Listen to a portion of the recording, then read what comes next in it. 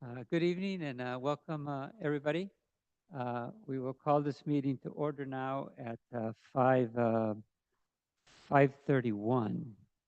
Um, and next item would be we will proceed with roll call. If we could have Mr. Koenig, if you could do roll call for us. Vice President Ocampo, Present. Clerk Jimenez. Trustee Present. Oh, Trustee here, I'm Gilbert here. Pereira, I am here, sir. Trustee Garcia, Present. Trustee Perez, Present. all present. Okay, we will then proceed with the Pledge of Allegiance. Senora Anso, if you could lead us on the Pledge of Allegiance, please.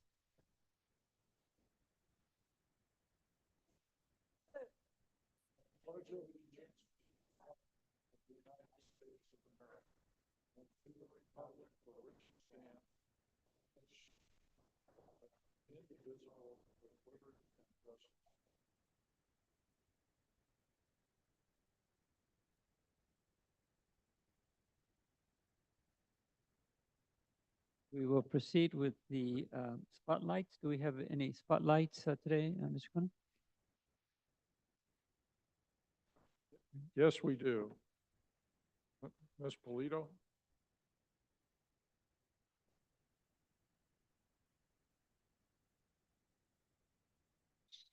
All right. So good afternoon. Thank you, Mr. Koenig, Superintendent and Board of Trustees for having us today. My name is Angelica Polito. I'm the Program Manager for the Expanded Learning Department. And we are here to recognize our lead teachers from the summer program. So these were key members of the Expanded Learning Department that ran and oversaw the summer camp at 4 of our sites over the summer. Those included Loya Elementary, Montebella, Cesar Chavez, and VRB. So we do have 4 lead teachers that we'd like to recognize. Miss Patty Alvarez is one of the lead teachers. She was our lead teacher at Cesar Chavez Elementary School, and I'd like to present her here with a certificate and a gift from the Expanded Learning Department in appreciation for all her hard work this summer.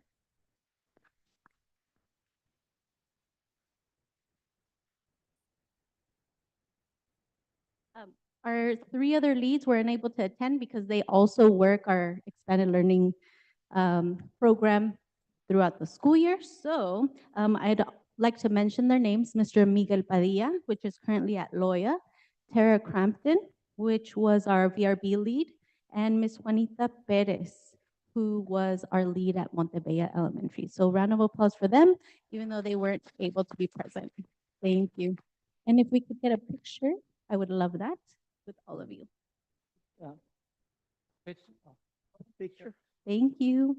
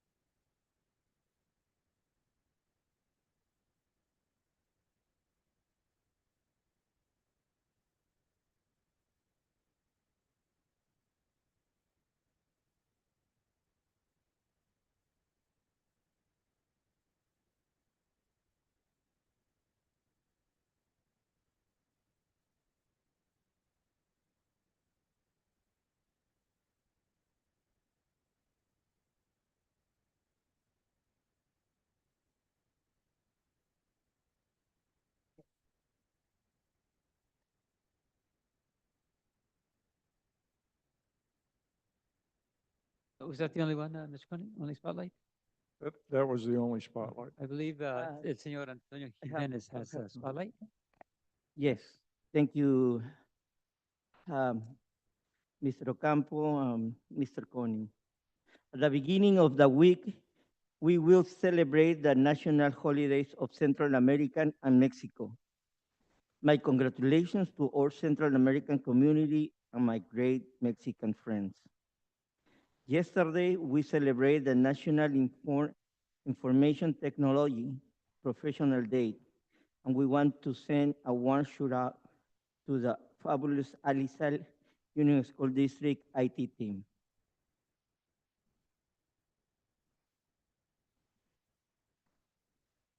Then my congratulations to Mr. Koning, our superintendent, to our deputy superintendent, Mrs. Anso, and his director of, what is the title of Mr. House? I am the director of the extended programs. For all the positive change by providing a different and better after-school programs and the Saturday programs such as Start the Sport last Saturday. Also for the excellent advertising spots that we are being broadcast on television in the Spanish channel. For last, I want to thank everyone who have me their support during these difficult times that I went through with my health. Thank you for your calls, message, and prayers. My commitment remains intact to the continue working and giving our students a quality education. Thank you. Thank you, Mr. Jimenez.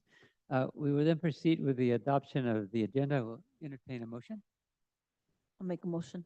Okay, motion made by Leticia Garcia. Is there a second?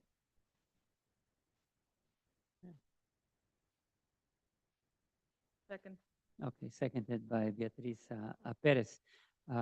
Comments, questions on the agenda? Okay, we'll take a line vote then. Vice President Ocampo, Yes. Clerk Jimenez, Trustee Gilpus Pereira, Yes. Trustee Garcia, Yes. Trustee Perez. Yes. Okay, we'll move on then to public comments. So individuals wishing to address the Board of Trustees on open session agenda items and or other items may do so at this time. We have a 20-minute limit on public comment, so we have a starting time of 5:39. And see, we have Jose Guerra and Antonio. I can't read the last name. But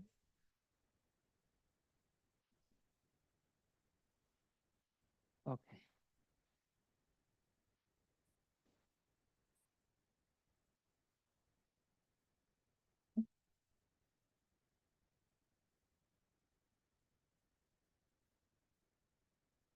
Very quick.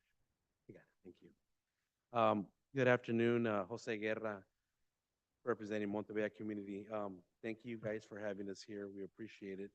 We do love coming here and expressing our concerns. We do see that our concerns not being met.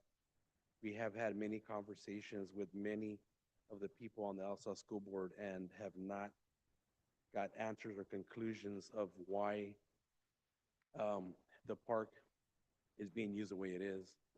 And if there's a time limit on a specific event, it should end at that time, and it's not being done. The park is being open until 8, 9 o'clock at night sometimes, and they're still playing.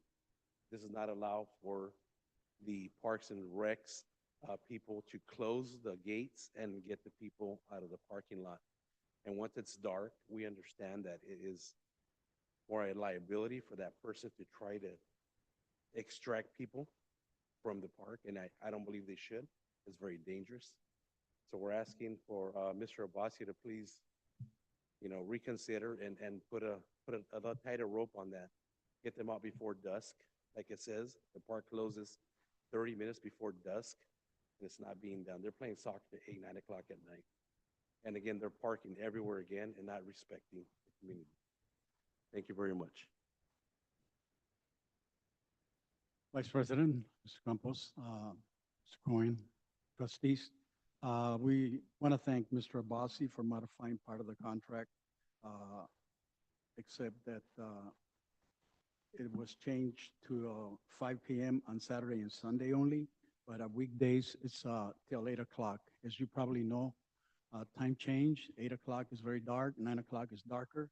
So the city will not close the gates until the park is vacant. And if there's people there, the gates continue to stay open overnight. So we ask you for your help. Thank you. Okay, thank you. Next, we have Rocio Pinzon.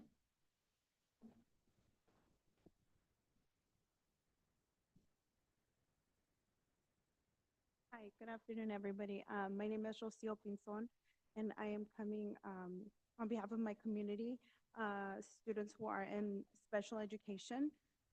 Unfortunately, our children are not receiving the support they need. They've been going, and this is through the LSL School District, going from substitute through substitute. Education is not being supported. Our students are being left without BTs, individual one-on-one support. I personally am coming from a son who is in a SPED class, who was told they were going to evaluate him 2 weeks ago. Till this day, I haven't heard results from anybody. I've been making calls, I've been sending emails, and had not heard any response. I just asked to take a minute and think about it. If your kid was in a SPED class with special needs, no support, what would you do? And all I ask is to please consider how we are supporting our students. At the end of the day, they are the future of our communities. And this is the face of Salinas and the Alisal School District. So I just come here and ask for your support. Thank you. Thank you, Rocio. Next is Candy. I'm sorry, the last name. Ambrose. Okay, very good. Good evening. My name is Candy Ambrose, and I am the early literacy coach at Barden Elementary. And I have some concerns. As most of you know, we are a CSI school, so our school is in an improvement plan right now. We're going through Vital with West Ed, and I just am concerned about the number of substitute teachers that we have on our campus. Currently, we have 4 substitute teachers from the beginning of the school year, soon to be 5 as of October 2nd when we have a retirement. That is approximately 125 students that this is affecting. Every 20 days for SPED and every 30 days for regular ed classrooms, they will get a new long-term sub. There are 180 days, school days for students. That means SPED students will have 9 teachers during the year if we do not find a teacher, and regular ed classrooms will have 6 different teachers if a permanent teacher is not found. Each of these long-term subs will have to do several things: learn the curriculum, adapt to a new campus, build a community with their students, find out where each student is academically and social emotionally, figure out behaviors, do report cards and conferences, figure out classroom management, fill out cost referrals without consistent data, collaborate with grade level teachers. So you get the picture. But it's not just one time. It's 6 times in a regular ed classroom, 9 times in a SPED classroom. How much will these students learn this year? What effect will this have on them next year? We are identified as a CSI school, and yet we have 5 openings. Most schools may have 1 or 2, but Barden has 5. Where is the equity for Barden? Students are not getting what they need. This is not supporting every child. So how do we get out Sorry, of but I think your time is up. Sorry. Do I press? Thank you. Thank you so much. Okay, we will now proceed with, yes.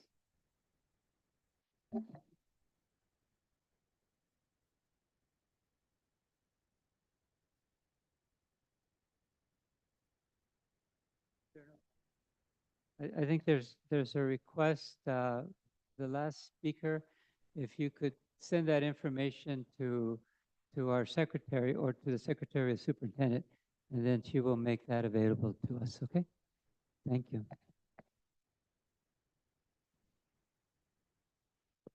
Okay, we will then proceed with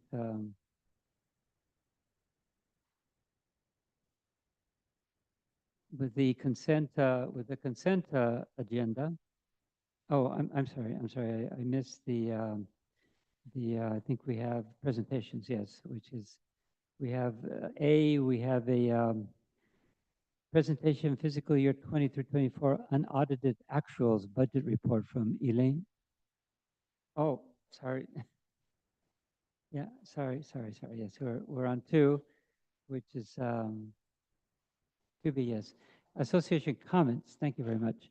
Do we have any comments from the LaSalle Teachers Association? Good evening, Jaime Pastores of RTA. Vice President, Mr. Campo, we had a productive meeting with the cabinet for the ALMA, so we had no comment tonight. Thank you. Okay, thank you. Next is the California School Employees Association. Good evening, board members, superintendent and cabinet members. The only thing that I want to mention is we discussed on ALMA or on the board agenda review meeting about some license or some agreement that is going to be is here on the board agenda, but some they're going to bring classified from outside. So I really want the district to be aware that classified needs to be between CSEA, negotiate with CSEA, and then there's many speech therapists that is conducted online, and there are substitute for over a year, and there is that position is no existent position. So I want the district to really work with the CSEA and make an agreement that can be short-term, long-term, or whatever term, but for us to do things that is legal, because we have people working there for over a year. They own the position. And also there is other things that I don't like to just say negative stuff. And I told that to Mr. Duran. And I really think that we, HR and CSA, should have regular meetings to discuss maybe issues, not to negotiate, but discuss things that we can resolve. So there are certain issues that was happening, but I'm happy that the district put a stop. And I really don't want to get to the point that we need to file a grievance. But if we really have a honest conversation, dialogue, then we can resolve it. We don't need to be talking about that. We have a space to do that, and I just want that to be consistent. And another thing is about the classified PG. Classified have only one PG per year.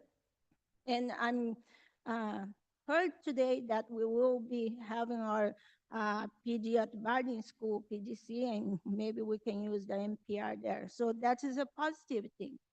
Thank you.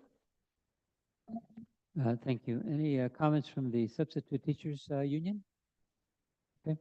We will then move on to presentations. We have fiscal year 23-24 unaudited actuals budget report. Elaine Mendoza, Director of the Physical Services.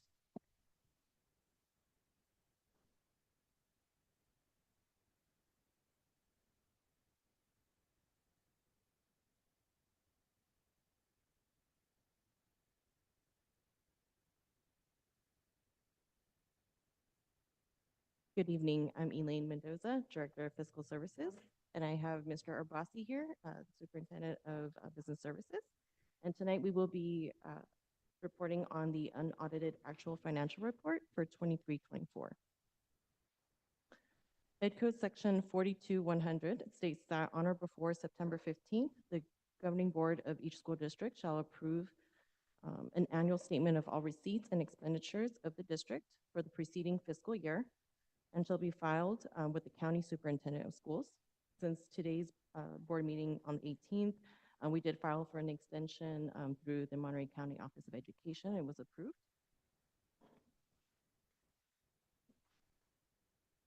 So for 2023-24, it has been an incredible and busy year. To start off, we'll look at our general fund balances. This includes unrestricted and restricted funds. This slide shows our balances and how they've changed throughout the year. We have our adopted budget, first interim, second interim, estimated actuals, and unaudited actuals. In the last column, we have differences between our estimated actual balances and our unaudited actuals. Our revenue total is at 175 million. Expenditures total is 177 million. We have a deficit of 2 million. Our beginning fund balance is 103.8 million, leaving an ending fund balance of 101.8 million. Our reserves is at a total of 17.7 million, which represents 10%. Our combined general fund is made up of unrestricted and restricted programs. This slide shows the breakdown of major unrestricted programs. We have unrestricted general fund, supplemental and concentration, lottery, and education protection account. The total unrestricted revenue is 101.1 million. After factoring our expenditures, contributions, and our surplus or deficit, our beginning fund balance is 49.4 million. Our ending fund balance is 51.5 million. And here we have our reserve of the 10%. Oh, and the contribution of the 19.8 million is to our special education and to our routine restricted maintenance. On the next slide, we have a breakdown of the balances for our major restricted programs. We have the Extended Learning Opportunity Program, Special Education, Routine Restricted Maintenance, and Categorical Programs, which includes our Title I, After-School Learning, Music, Art and Music Learning, Art and Music Grant, our Learning Recovery Grant, Literacy Coaches, and our ESSER 3, which have been spent as of June 30th of 2024. The total restricted revenue is 73.9 million. After factoring our expenditures, contributions, and our beginning fund balance, the ending fund balance is a total of 50.3 million. We have several other funds. Two of our major funds is Fund 21 and Fund 35. Fund 21 is our school bonds, Measure A and M, which is for our LSL and Fremont reconstruction. Fund 35 is our school facilities projects. For example, would be our Black Box project. I've had the opportunity of joining Mr. Arbasi on a couple of the construction programs or the construction meetings, and seeing how they've progressed over time has been really amazing. So next steps, we have our first interim budget report and our audited financials in December 11th, and then we have our second interim budget report on March 15th. For 2023-24, it has been an amazing year, and as we close the books for the fiscal year, we reflect on the amazing collaboration, support, and teamwork and accomplishments that we've had throughout the year. LSL continues to work hard for our students and community, and we look forward to another successful 24-25 school year. Thank you. Thank you so much. Any questions from the board? No? Okay. I just had, I did have one short question. I was wondering, what would you, in your opinion, what are the high points and the low points of this particular report? Of the report? Yes, of the unaudited actuals report, yes. Um, I'm not sure about low points, but high points, in my opinion, we're still in good standing. And we're able to spend, like ESSER 3 has been a really big program that we've had for a few years, and being able to, spend that and use that towards like the students and all the different programs that we have has been good. We had ELOP this year that was in full force, and they were able to use the funds for their programs for after school and for the students as well. So on our standpoint, it's good to see that money spent. I missed that first part. I'm sorry. I didn't hear the first part that you were talking about. Sorry, I don't recall. That's okay. Don't worry about it. What I'll, part? I'll figure it out later. Okay. Very good. Thank you. Thank you so much for your report. Okay. We will then continue with, we have a presentation from our superintendent, Mr. Koenig. Thank you, Mr. Ocampo.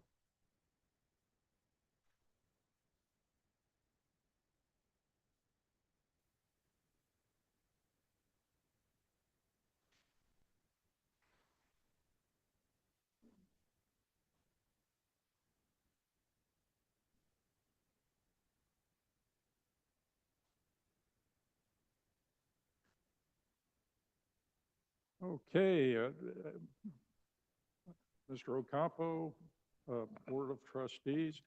My purpose here is to just give you an update on a few of the high priority issues in our district.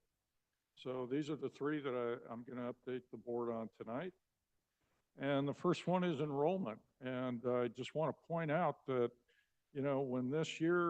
when we were doing the planning for this year, we thought reasonably we would lose about 200 students, which would be, about 3%. We've been losing about 3% of our enrollment for several years. And as you can see, last year's total enrollment was 7,336. We only lost 33 students over a year. This is less than 0.5%. I think we're finally leveling out. And, with the construction that's going to happen in the central area of the Salinas growth area, we're probably going to be moving gradually upward over the next few years. Transitional kindergarten is one reason that we have had as little loss as we've had. The number of transitional kindergarten students went up by over 50. We added 2 TK sections so that each school has at least 1 transitional kindergarten section, and 4 of our schools have 2 sections. So we're growing in transitional kindergarten. We're beginning to be able to take care of those 4-year-olds as soon as they're old enough to attend school. We're offering educational programs for them. In addition, I just want to point out our special ed programs are growing. In spite of the fact that the number of sections didn't increase, we still have 24 special day class sections this year. That's the same number we had last year. The total number of students increased from 224 to 250. So there's growth across the board, except in the total number of students, which has gone down slightly. I just want to talk a little bit about community schools. It's a hot button issue right now. Everybody's concerned. They want to be involved in community schools. And I just want to cover a few things about community schools. One is it's a school site program. We received $17 million, but that's the total of the amount that we received. Each one of our schools is a community school, so the about 1.4 million of that is specifically assigned to a school, to each of the schools. The key person in making the community schools program work is not the superintendent, it's not the director of community schools, It is the site principal. The site principal is the one who's going to be responsible for this program. And really, if you look at the way schools are set up, that's the only way this can work. The main mug at the school site is the one who's got to be responsible for making the community schools work. Now, we are going to have a community schools coordinator at each one of the school sites.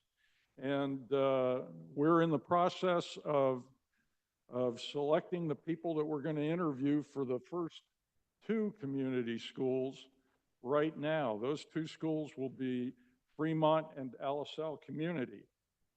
In addition to the community schools coordinator, there's going to be 1 parent education specialist at each one of the schools. Now, we already have 6 parent education specialists on hand who are supposed to deal with community issues, and currently they deal with 2 schools each. They're assigned to the family resource centers. They'll be reassigned to the school sites, and then over the next few months, we're going to hire 6 new parent education specialists. So the staff at the school site will be 2 folks. Now they're going to be, their primary responsibility will be community schools and setting up programs that will get the community involved in the school. But this is going to be a second, the site principal is primarily responsible for this program. They're going to have another administrator. They currently have an assistant principal. They're going to have another administrator level person, a coordinator. This is a high-level administrator who will be taking care of the community schools side of the house, and also will be an additional administrator at the school site to help out with all those things that the principal doesn't have time to do his or herself. So this is going to be, we're not just laying another responsibility on the school site principal. We're giving the school site principal additional assets to do the job with. And just a little bit about the timeline. As I mentioned earlier, now we are recruiting the first 2 site coordinators. We're going to it's practically impossible to have 12 principals interview however many folks we want to interview at one time. So we're going to have a regular committee do these interviews. There are going to be 2 principals at a time with the directors and one of the assistant superintendents. We'll also have representatives from CSEA and ATA involved in those interviews. So it's going to take a little time to hire all 12 coordinators. We're hoping, I've got January. I think that's optimistic. It'll probably be complete a month or 2 after that. But that is the first task, to give that school site the site coordinator that's going to do this work. Then once they're on board, we're going to be assigning or recruiting parent education specialists for each one of the school sites. So that'll start in November after we hopefully hire the first 2 site coordinators. And then from that point on, we'll be setting up the community schools. There are some requirements laid down in the legislation. Each one of the school sites will have to have a site community schools committee. Each one of the school sites will have to have a community engagement plan. And then at the end of the year, there'll be a requirement for an end-of-year report done by each school site. So there's going to be a lot of work. It's going to be a lot of work setting this up, hiring the people, and getting these programs going. But we're well launched, and we'll make sure that it's a success. Next, I just want to say a few things about security, school site security. At the school site level, the principal is overall responsible, and the district subscribes to the Big Five. We've got these posters that look like this all through the district, and we've done training with more or less fidelity up till now. And the training is we do different levels of response to whatever the threat is. And the school site safety doesn't just deal with active shooters. It deals with a fire. It deals with if there's an earthquake and so on. But we start out with shelter in place. For an earthquake, we initially respond with drop, cover, and hold on. We have the next level is secure the campus, lock down and barricade if it's safer to stay in the classroom than to move on and to leave and escape. And then finally, there's evacuation. And then we have drills. And at some of the schools, we have drills more often than we'd like. We have Cesar Chavez every year seems to have a lockdown drill. And their last intruder alert, they followed the Big Five. We had students who were out playing on the soccer field who, when they heard the alarm, they hopped over the fence and took off running. And that's one of the things we teach people at level 5, the evacuation level. They follow most of the school just locked down the classrooms, and then we did a big what the heck is going on drill, because we found out this was not planned. It was something that happened inadvertently as the tech folks were installing a new alarm feature on the phone system at Cesar Chavez. But we will continue to have drills, and we'll continue to make sure that the school sites are safe. And with that, okay, in the timeline, now I talked about the Big Five. We're going to continue with that program. On October 9th and 10th, all of our assistant principals are going to go to a county-run Big Five Trainer of Trainers workshop at the Monterey County Office of Education. This is a 2-day training, and this will make sure that we have a skilled Big Five expert at each one of the school sites. I always get questions about cameras when we talk about safety. We currently have 6 schools that have cameras. And before the end of the year, we're going to install cameras at the remaining 6 current schools and also at the new Early Childhood Education Center at Buckhorn. And we'll make sure the drills take place. And with that, are there any questions? Questions from Ms. Koenig? Yes. Okay, Señor Jose. Thank you. Mr. Corning, about the cameras, all the cameras, who's the person in charge of the cameras? Who's gonna see or where is gonna be the main site? Each school, or just the district have all the cameras? Currently, they're under the control of, well, we install it. I can view the cameras from my desk, but I don't do it very often. They're under the control of the technology department. And I don't believe do we have access for the school site principals? I believe that we restrict access to the district office. Oh, okay. But if we get a specific request for information, we can provide the video that answers that request. Okay, thank you. Yes, Leticia? Okay, so I have a couple of questions. For the staffing for let's see, what was that you said? Oh, TK classes. How are we doing with staffing? I know that there has to be a specific amount of EDC units for TK students? Are we having any issues with staffing for TK? I'll turn that over to Mr. Duran. Currently, we are recruiting staff that have the 24 ECE units. And we're fully staffed with TK. Yeah, and so they all have the EDC units necessary to be in a TK classroom? They need to have those requirements. They're that- working on them. That will make them eligible to be in the class.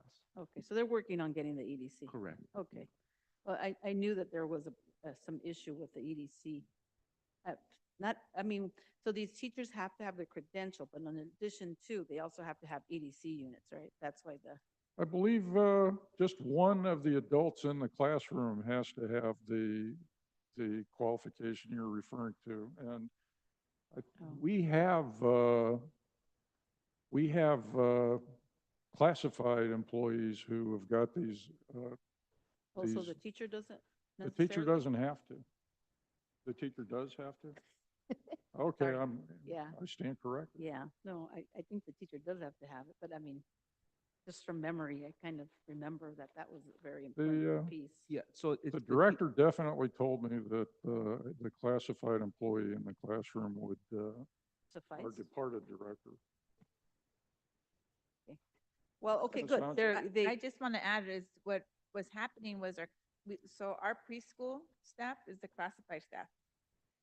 And what she was, our former director had a grant, applied for a grant so that we can help pay for some of the units that they would get the teaching credentials. So some of our preschool teachers that were classified staff actually stepped into a certificated position now with their credential because they went through this program and there was some support. So that's how we've been staffing, knowing that the timeline for our TK program was going to increase the amount of 4-year-olds we had. Right. So we've been working on that for the past several years. Great.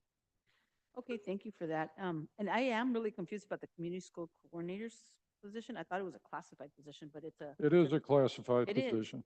Oh, It's okay. a classified management position, a coordinator position. All right. Very good, because I thought it was certificated. Okay.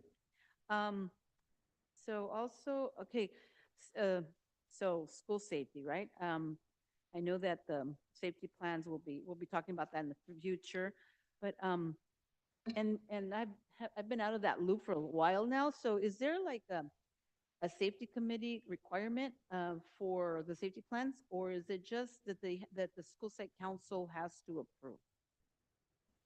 And I don't know who would be. It's both.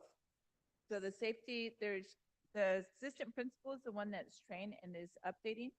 So they have a safety committee at their school, and then the school site council still has to approve the plan. So there is a requirement of a safety committee for every campus? Yes. Okay. And that safety committee comes together, then, and parents are invited to be part of that, right? Because that's a parent. I would also. have to check the Yeah. rosters, but so for our certificated staff, they have adjunct duties that they have to do. Sure. And so the schools have those safety committees. So they're part of they look at the plans and again, the assistant principals are leading that. Okay, so there is there is Yes. safety committee, a portion of that, and then they just, after the plan's put together, they then present it to School site ELAC council. or school site council. Okay, that's great. Thank you for that. And let's see, did I have one more thing? Sorry. I think maybe that was it. No, that was it. Thank you. Any other questions? Yes, Senora. Yes, Gilbert. thank you, Mr. Koenig, for such a thorough update. We should probably get those every meeting. Thank you, but I know it's a lot of work. I had a question here. I don't know what a little question is, but a question. On school site security, we have the monthly drills. So then our students are receiving active shooter training and what to do? Yes, they are. Well, the training is taking place and we're reviewing it right now.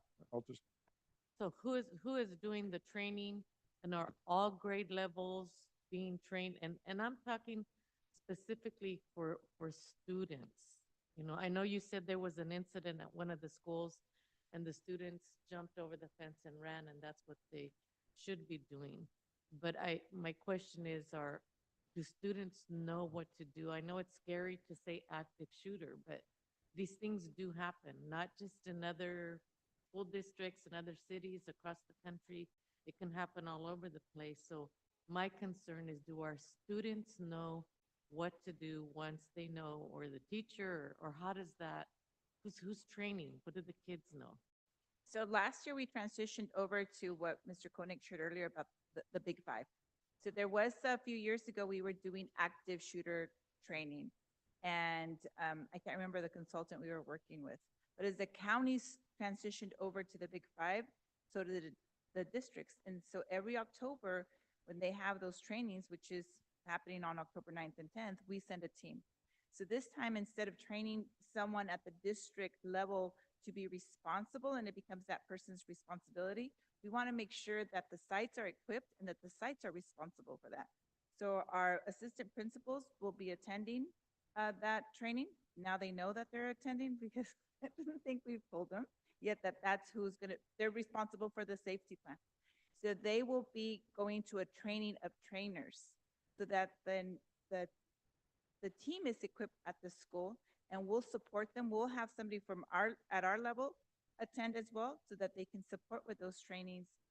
And if the students have been receiving those trainings, that was your question, it's inconsistent.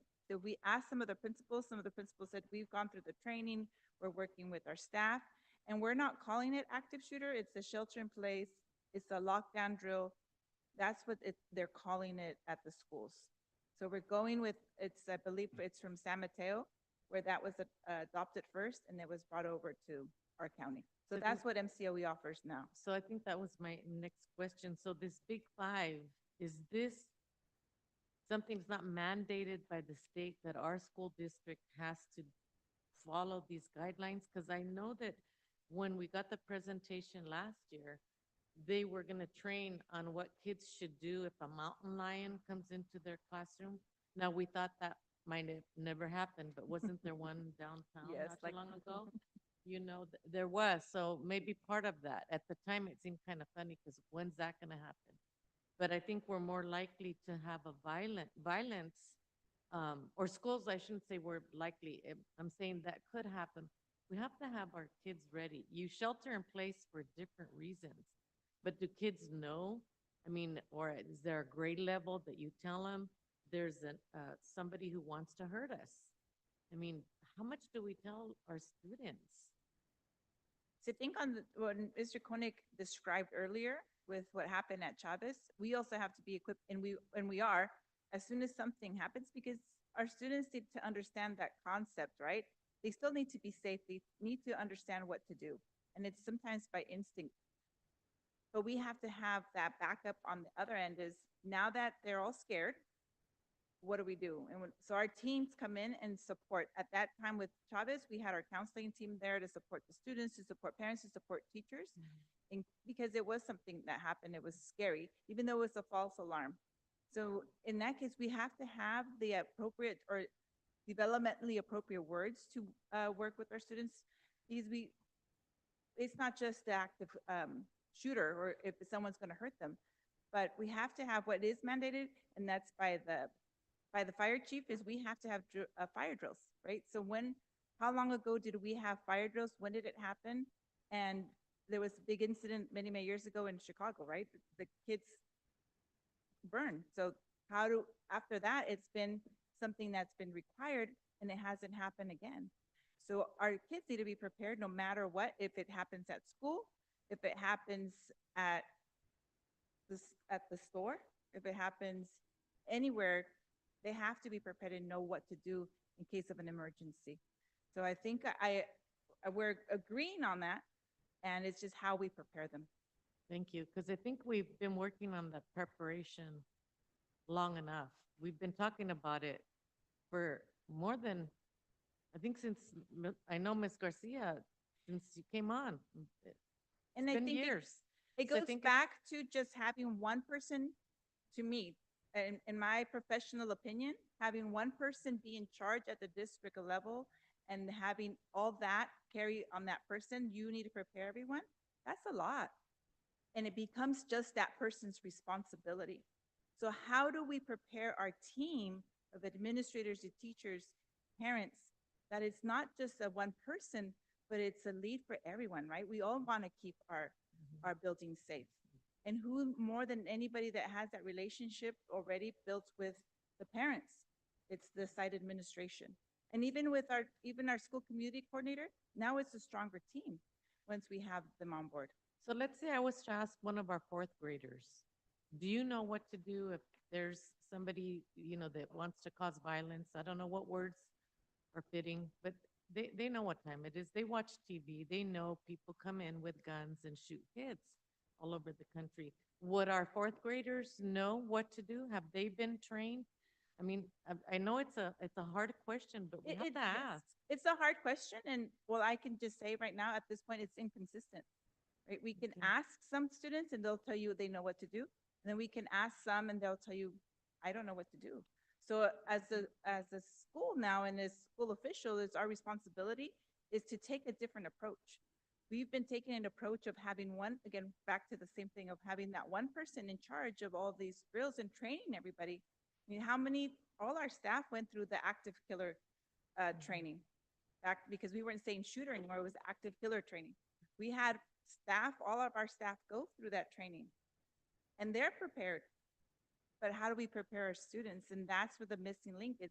How do we make sure that at the site it's happening? And that's where the inconsistency is. So it has to be a bigger team than just one person at the district level. So there's hope that there's going to be consistency. Yes. Is that any day soon?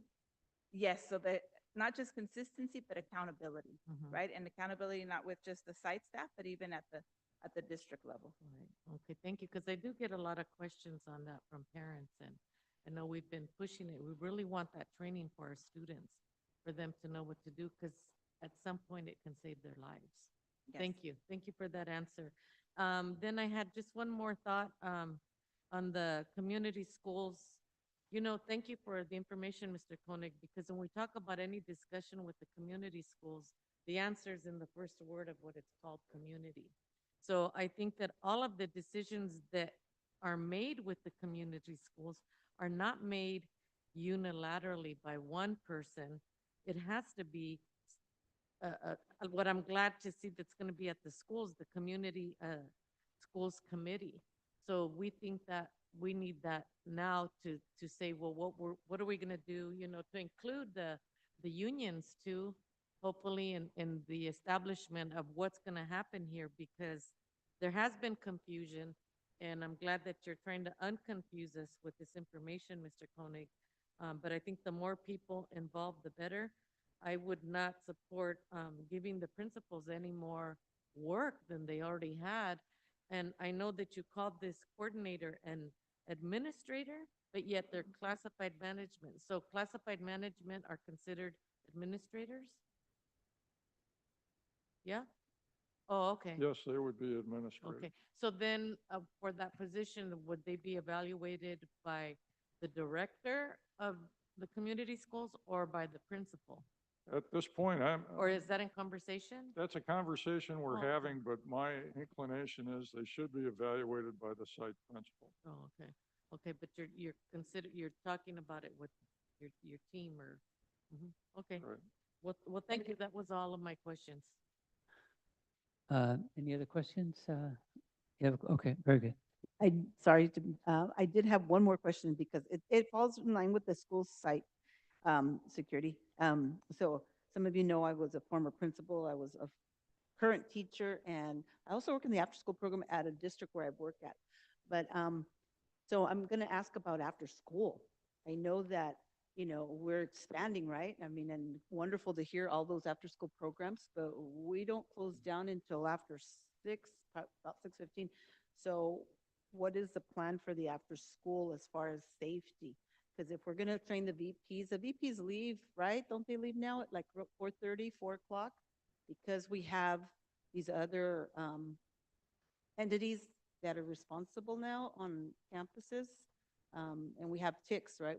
I'm sorry, not TICs. What do they call them here? The teachers in charge here. So lead teachers. So I'm just curious about, the school safety plans. We all have, they're supposed to have them in the schools. And I'm glad to hear that the safety committee is a part of that. Because I mean, I learned, that you should have a safety committee and then present it to the school site council. But I'm wondering about after school, because at my site, I did experience a shelter in place, and very few people knew what to do. I mean, I'm for principal, so I kind of know what, I took charge, whatever, but I'm just curious to know how we're going to be training those after-school employees, and who's responsible there? I mean, Mr. Fausto's just one person, and if we have after-school programs everywhere, I don't know how that works. So the October 9th and 10th professional development through MCOE is a training of trainers. So they're going to be trained to be trainers. And the responsibility is for them to come back to the staff, including, again, at the district level, we have to have some people, and that would include some of the directors, and Mr. Fausto would be included in that. So we all have the responsibility, once we become those trainers, is to train the staff that's going to stay there. And may I offer one suggestion? I mean, every year we, because of the earthquake that hit, I think October 17th, 1980 something, 89. Every year the schools do the Great American Shakeout once a year. And we take the earthquake drill to a big level there. But maybe Alice needs to take a bold step and just pick a date, maybe a reflective date somehow. And every year, all the schools participate in something that's kind of like the active shooter training. That's a suggestion, but that's all I have to say. Thank you.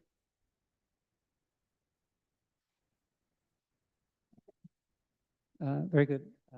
I just had one small question also. I'm curious about the, I think you said we had three, we don't call them parent specialists, but parent Education specialist. parent education specialists. You said we were going to reassign 6 from the, I think you said 6 from the resource centers to the schools. So does that mean that the resource will not have that service available to them, or how will that No, work? they're currently the parent education specialists in the family resource centers are responsible for 2 schools for each of the parent education specialists, and that's for establishing a connection between the community and the school site that they're responsible for. So this will actually make it easier for them to do that job, because they'll only be responsible for one school, and there will be more of them. Okay. Very good. We will then continue with number 4, which is, do we have any board member reports at this time? Yes, Senora Garcia. Oh, just, I think a few of us, we went to that, we completed our ethics training last week, and we're good for 2 years. And I think it was myself and Ms. Vilpas and our new board member. And so, yeah, we did that, and I think we're good for 2 years. It's an ethics training that all board members have to take, and we took it last week in Monterey. Thank you. Any other reports? Yes, Senora Vilpas. Yes, thank you. I wanted to congratulate all yesterday was National IT Professional Day. And so when you open up the school website, you see Mr. Clemente Villarreal here, who's the director there, and all his team, and just to congratulate them and say thank you for their work.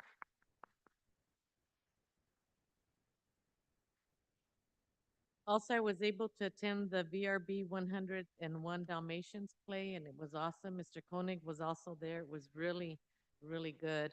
And I attended the DLAC meeting, and I was very impressed. They have a new president, Miss Lorena Mendoza, and I was very impressed with her leadership skills. She did a great job there at the DLAC meeting, and it was well attended by parents. And also, just thanking the United Way for the 71,000 grant from the Gianni Fund to give us to furniture, I guess, and equipment for the Early Learning Center. I think it's not complete yet. There's something that the district has to do, provide information, but Right. that's $71,000. That's great. Also, as Mr. um, Jimenez said, Happy Hispanic Heritage Month. I think it started on the 15th and then Independence Day for Mexico on the 16th. And also, one last thought, congratulations to Mr. Luis Acosta Segoviano, who went from parent educator to classroom teacher at Dr. Oscar F. Loya. So are classified or are becoming teachers, and that's awesome. That's all. Thank you. Any other reports? Okay, I had a brief report. I just wanted to thank, we had a custodian from Montebella that retired, I think within the last week or so, Pedro Reyes, and I just wanted to thank him for his years of service to the district. But by all accounts, what I read, he was, really loved by the students, and I guess teachers too. And I understand he took time to actually speak to students and to make them feel at home and to, pay attention to them, may have told a few jokes, I don't know. But anyway, I think he did just an outstanding job of connecting with our students. And to me, he's like a role model of what all of our staff should be doing, connecting to students the way he connected and showing that love and that attention. It's just so important. So I just wanted to thank Mr. Reyes for his years of service. I understand he had a wonderful send-off, that there were many students there and they were wishing him well. And I think he was driving around in his, I think they drive a cart or something. And I think he was driving around his cart all over the place. And students really seemed to be sad that he was leaving. So I just want to thank him for taking time to spend time with our students. So that being said, then we will then move on to the consent agenda, and I understand we will be tabling item 5T on the agenda. I don't know if you want to speak to that or not, Mr. Koenig? Yes, item 5T is ratified contract, Allied Occupational Therapy Services doing business as Allied Educational Services for two paraeducators. This was mentioned earlier during the CSEA president's comments, and we'd like to remove that from the consent agenda. Okay, very good. I will then entertain a motion. If there's a motion to pass the consent agenda. Make a motion. Motion made by Mr. Jimenez. Will there be a second? Second. Seconded by La Señora Gilpas. Are there any comments or questions? We will then take a line vote, Mr. Koenig? Vice President Ocampo, Yes. Clerk Jimenez, Yes. Trustee Gilpus Pereira, Trustee Garcia, Yes. Trustee Perez. Yes. Okay, thank you for that. We then move on to 6, which is business services. We have an action item, resolution number 242506, the GAN limit. I will entertain a motion. The motion? Motion made by Mr. Jimenez, a second. Second. Second by La Señora Gilpas. Questions, comments? We'll take a line vote. I'm sorry. did, Yes, question. Mr. Abbasi, I read over this. It was difficult for me to understand. In a couple of, briefly, what is GAN limit? So the GAN limit is named after Mr. Gann. He was a state senator. Simply speaking, it means that the rate of expenditure increase for a school district should not be faster than the rate of inflation. That's a simple explanation. And it's a system-driven report that we prepare every year. System compares last year to current year, and then it determines if we are moving faster than the rate of inflation. And we are not actually, we are within limits. Excuse me, so approving this means we approve the resolution? Yes, we are approving the resolution, yes. Thank you. Okay, any other questions? No? Take a line vote then? Vice President Ocampo, Yes. Clerk Jimenez, Yes. Trustee Gilpus Pereira, Yes. Trustee Garcia, Yes. Trustee Perez. Okay, we'll move on to action item. Current expense of education actuals, CEA, exemption request. I will entertain a motion. I make a motion. Motion made by I'll se- Mr. I'll Jimenez. second. Second by La Señora Garcia. Comments, questions? Yes. Señora Gil. Thank you. Again, I guess I can direct it to Mr. Abbasi. So, so with this current expense of education actual, so the background information says that the required threshold is 60%. The district achieved 48.24%, missing the threshold by 11.76. So what does that mean? Well, it says we have to file an application to the county superintendent of instruction requesting an exemption from the requirement to be compliant. So we're in non-compliance. We're not in compliance, and the reason is the state wants us to spend 60% of total expenditures or the total revenue on classroom salaries and benefits or teacher salaries and benefits. And we are missing that by 11.76%. And the reason is we have COVID-related or one-time funds coming from state of California. Those monies cannot be spent on salaries and benefits. They are meant for other operational purposes. That's the reason we have been missing that target, because other expenses are higher than salaries and benefits. We're not the only district. Almost every district in this county and state of California is missing that threshold. But since it's a law, we have to file for exemption with the County Office of Education. And knowing that every district is in the same situation, County Office of Education almost every time approves it. Thank you.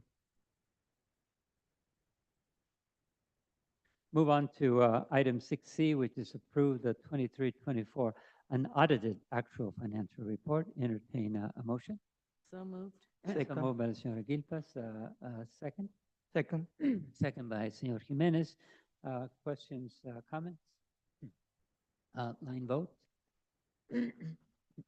Vice President Ocampo, Yes. Clerk Jimenez, Yes. Trustee Gilpas Pereira, Yes. Trustee Garcia, Yes. Trustee Perez. Yes. Move on to educational services. Public, first one is a public hearing, sufficiency of materials. We will open the public hearing at 6:39. I don't think so. Oh. Oh, are you sure? Was there a vote? Okay. Ms. Gilpas asked, We did? asked us about something to. Yeah, but after.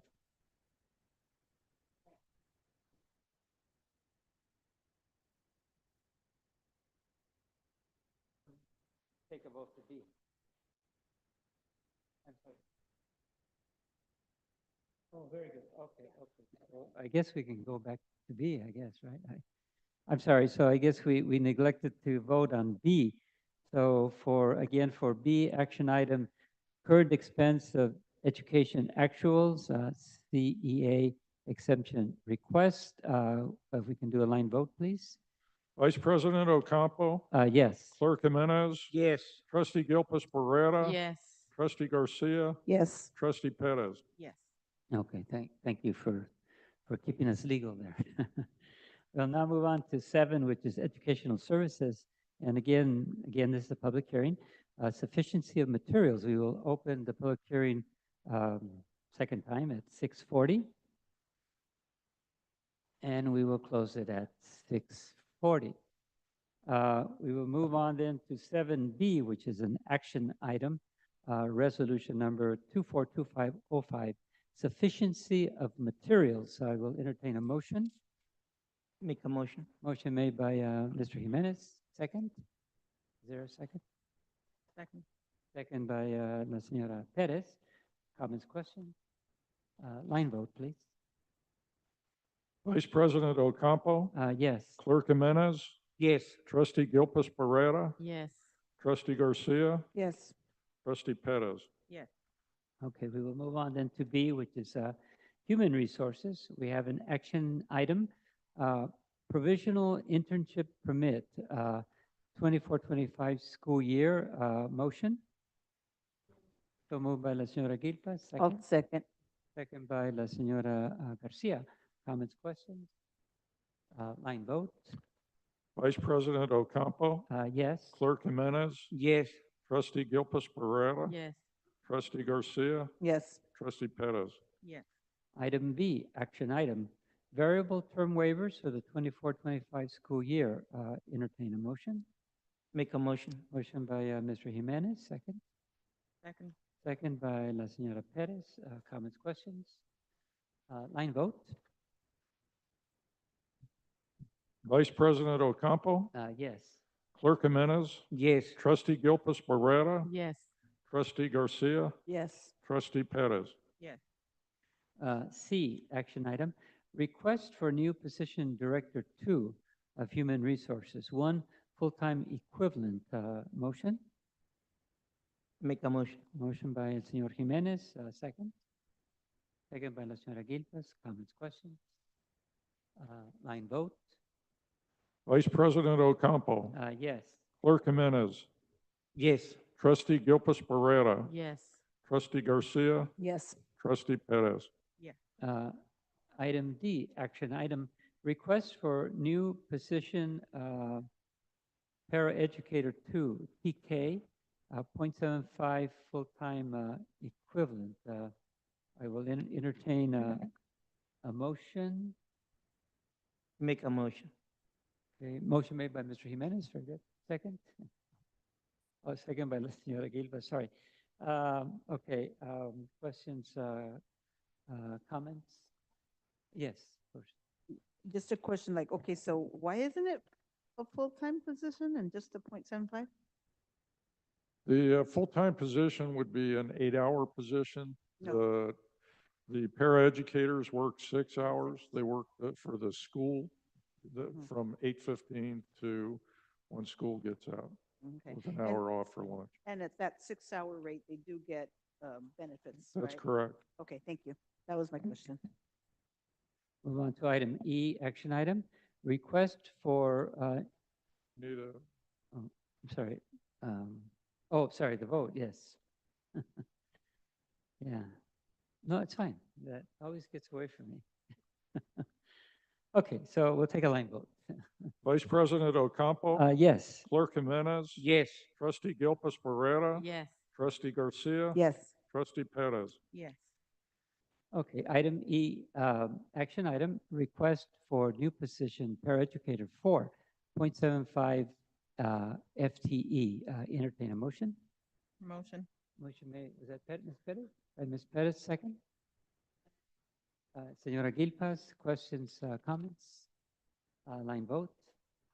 Vice President Ocampo, Yes. Clerk Jimenez, Yes. Trustee Gilpus Pereira, Yes. Trustee Garcia, Yes. Trustee Perez. Yes. We move on to 9, administrative services. We have an action item, A, resolution number 2425-07, week of the school administrator. I will entertain a motion. So moved by la señora Gilpas, a second. I'll second. Second by la señora Garcia. Questions, comments? Okay, entertain a vote. I'm sorry, line vote. Vice President Ocampo, Yes. Clerk Jimenez, Yes. Trustee Gilpus Pereira, Yes. Trustee Garcia, Yes. Trustee Perez. Yes. Move on to item B, action item, ratify agreement, Lozano Smith LLC for legal services during school year 24-25. Motion? Make a motion. Motion, Señor Jimenez, second. Second, Señora Gilpas, comments, questions? Yes. I just wanted to thank the firm because I don't think we've really had any complaints about the work that they've done for us for several years. I mean, Lozano took a beating from a former board. I don't know if you all remember.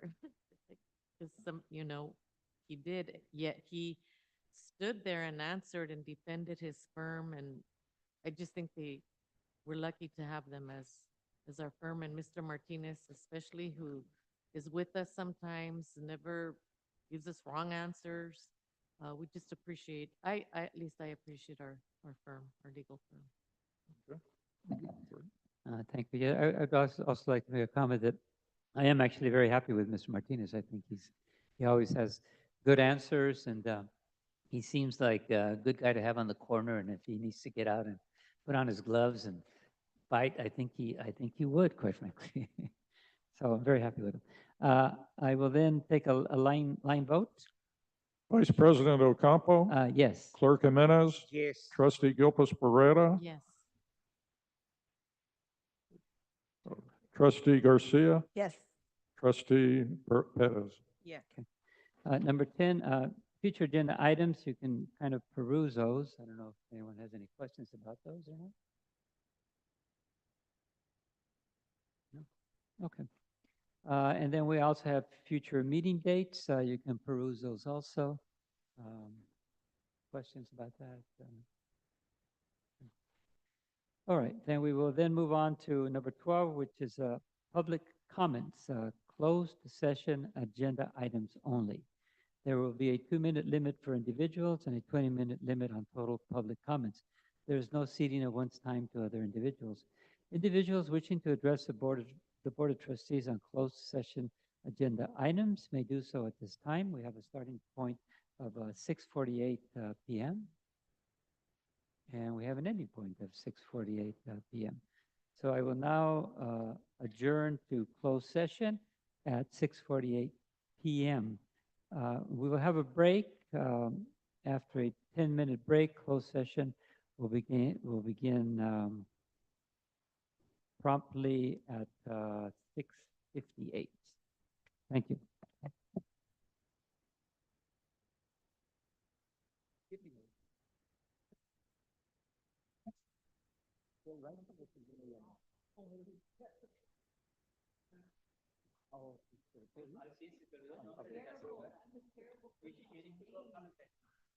I apologize, Diana. I kept looking at your team. Se lo está cargando para allá. Yeah. Correct. That is what you told me. Spelled F-A-R-A-Y. And I so huh? Sarai. But I kept calling him Sarai and Sarai, right? I'm putting it. I think it's in my phone. Actually, it's Sarai.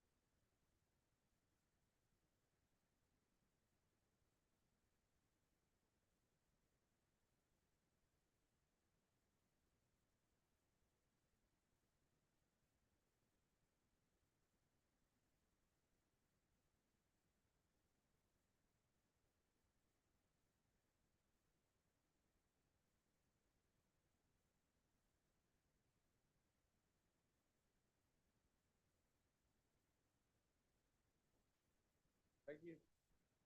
You're awesome, Sophia.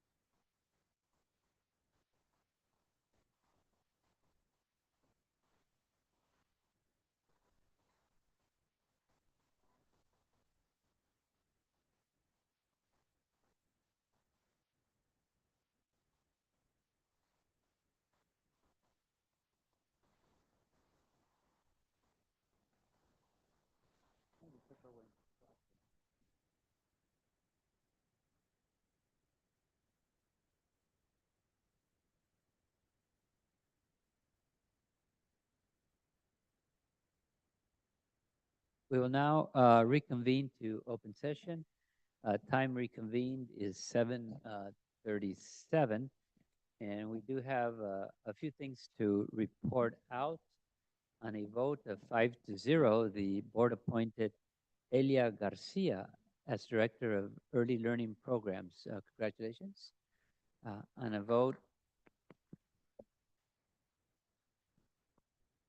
of 5-0, the board appointed Mary Beal as Director of Leadership Development and Accountability. Congratulations to Mary. On a vote of 5-0, the board appointed Maricar Osorio as Program Manager of Universal Kindergarten. Congratulations to Osorio. I'm sorry, to Maricar. sorry. And on a vote of 5-0, the board appointed Lucas Rianto as Assistant Principal of Fremont Elementary School. Congratulations. We will now move to adjournment. Meeting adjourned at 7:38. Thank you, everybody. Thank you. Good night.